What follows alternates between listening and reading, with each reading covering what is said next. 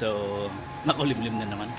Biyahe na naman po tayo at magre-repair na naman tayo. So, deliver na natin yung printer. Ayun. Tapos, sa dalawa, apat, palima, limang pupuntahan natin kasama yung deliver. Buti na cancel yung isa. Sa dami. Okay, so Socorro na naman tayo.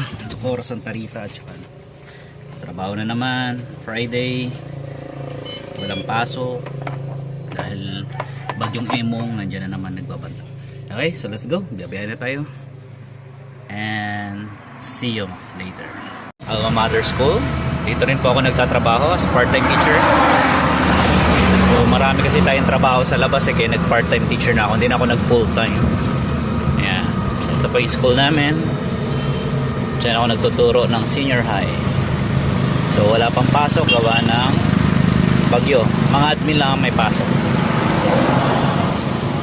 Alright, sabi nga ang ano ng SIPTEC, your future start here. Bulol pa.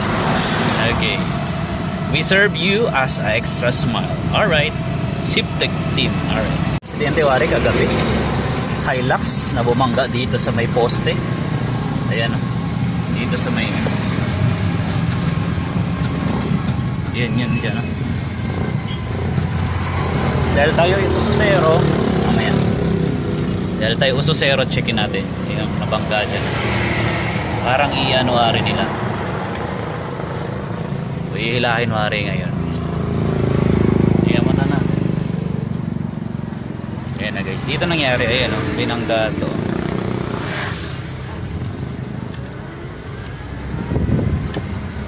Ayan nangyari dyan. Ang lakas ng pagkatapon. Utik na yan ang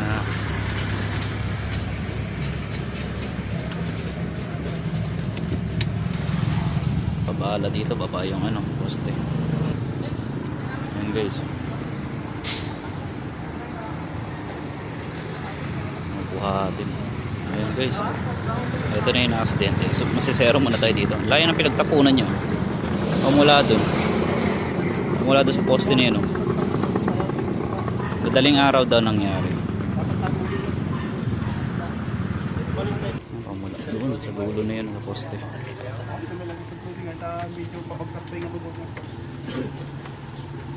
Wasak.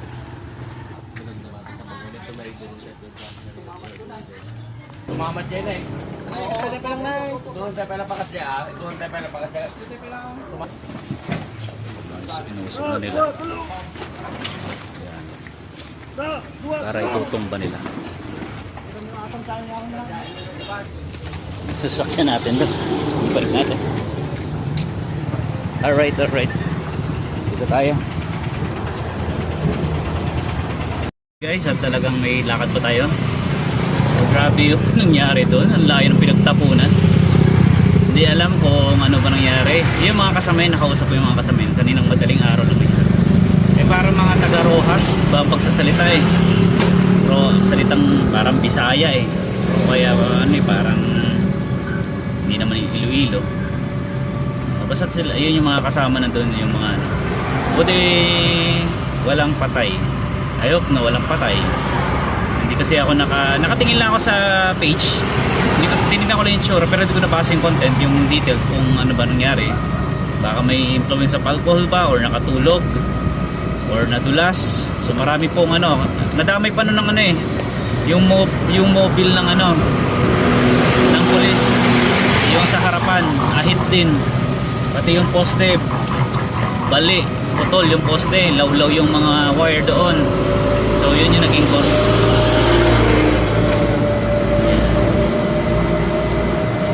Kape din eh, wow. Wala pang kape, sasunod na. Alright, sige mamaya update tayo. Deliver na natin to kay Pastora. Yan. Ito yung street papuntang GICT ba? Okay, so ito yung church ng Korean. Ito yung church sa Kambyong CIJIPC pala, sorry naman po. Sorry po sa wrong spell. Oh, ang laki ng bunga. Hindi ko alam kung anong tawagan dito sa malalaking bunga yan eh. Ganyan kalalaking bunga. Bayabas. Joke. Sige, diretso tayo dito. Para dito sa Pastora. Deliver na natin, are. Yan, naghaharutang. Choo-choo. Hindi yung siloso yan. Siloso yun. Siloso yung mga food. Oo.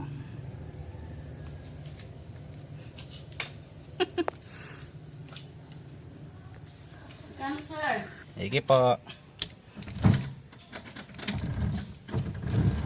Parang naglolo ko. Bye bye. Choo choo.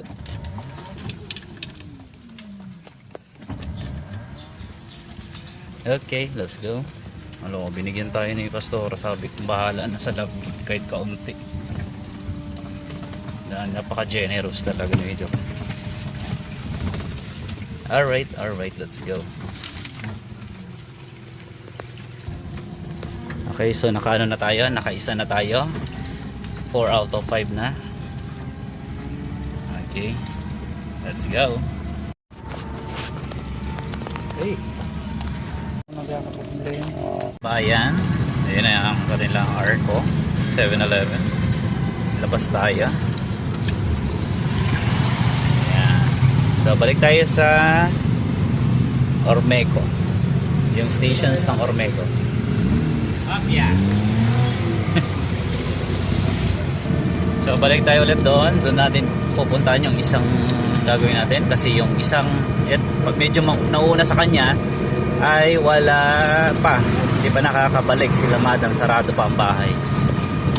Ayan, classmate natin dito pala na biyahe.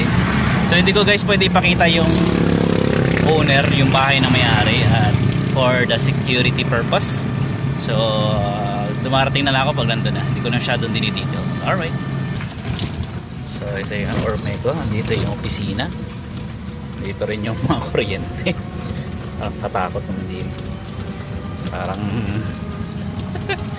baka jump yung kuryente makatama ng tao. Alright, sige, diretso tayo kay madam. Ngayon, so nakatapos tayo dun sa dalawa, hindi pala natapos. Inuwi natin, pero may ginawa din ako sa kay madam. Naiuwi ko lang kay madam. Tapos yung laptop, ang tagal, binitbit ko na. So unang pinunta natin sa Ormeco, binitbit ko na. Tapos yung kay madam, pick up lang nito. Tapos ito kay madam Marilyn ay gagawin natin. Okay, nasa Katiningan tayo. Katiningan. Alright, so mamaya update ko kayo. Nadurog na. Para mga nadurog na papel. Ano pa na yung ang kain? Okay, so faulty error.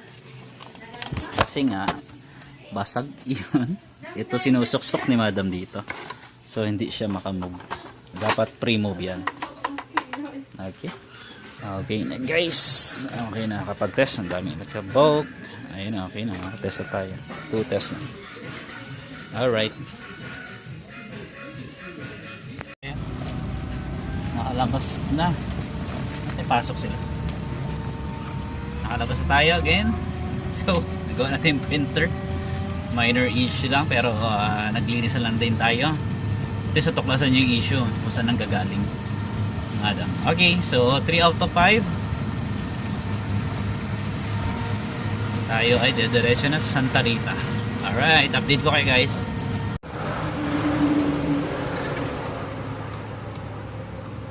Yan lang. Naninilaw na rin kasi timing this eh.